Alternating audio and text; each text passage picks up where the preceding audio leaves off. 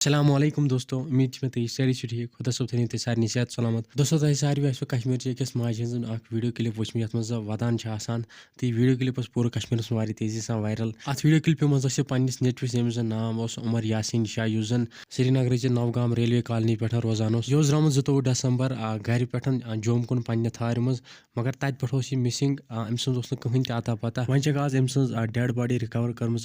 क्या उमर सोबस गोमुत कुछ वाक़ गोमुत सो सोरे वो तब ये वीडियो पूरे कश्मीर के लुकन खतर ज़्यादा अहम इसलिए वो तुम वीडियो एंडस तम बेगन तो वो मेन चैनल कर सब्सक्राइब चैनल कर सब्सक्राइब सीधी कर बेल आइकन प्रेस वीडियो कर ज़्यादा शेयर। दोस्तों 22 दिसंबर उमर सोब पन्ने घर श्रीनगर की रेलवे कॉलोनी पे जोम कुन नेरान पन्ने थार मज मगर जोम वाता कह अड़वत मिसिंग आसान तो तम पे अम छान आसान लगातार कंटिन्यू तो आज अम डेड बॉडी तो अम गाड़ हंद क्या हिस्से रिकवर गमत रामबन कि अक नाल मज ये मज पे वन कि उमर सोबस अड़वत एक्सीडेंट गोमुत ये मज अम डेथ गमत। मगर तुम वो दोस्तों दो खो दो सैनिस कश्मीर मज एक्सीडेंटन हंद वाक़ बढ़ान तो इन एक्सीडेंटन मज ज्यादा वो नौजवान तो लकटन बचन हंद जू ग जाय एक्सीडेंट रुकान मूजूब तुजो जम्मू कश्मीर पुलिसन तो ट्रैफिक पुलिसन कदम मगर तथ मज प्रॉब्लम कि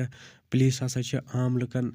तकलीफ वातनावान मगर पुलिस पन ड्यूटी ईमानदारी सान दिवान तिम तिमन रुकावान यम न ट्रैफिक रूल्सन फॉलो करान यमन लाइसेंस बेस मेन तरफ कश्मीर कन सारे पेरेंटन ये रिक्वेस्ट कर कि तुम दिव पे नाबालिग बचन कह व्हीकल चलाने खतर। दोस्तों फिलहाल सोन यह वीडियो तम मगर तुम कर उमर सोबस खतर दुआ जरूर कि अल्लाह ताला कर चैनल फिरदौस अता। वो नई वीडियोस सारे खुदा हाफिज।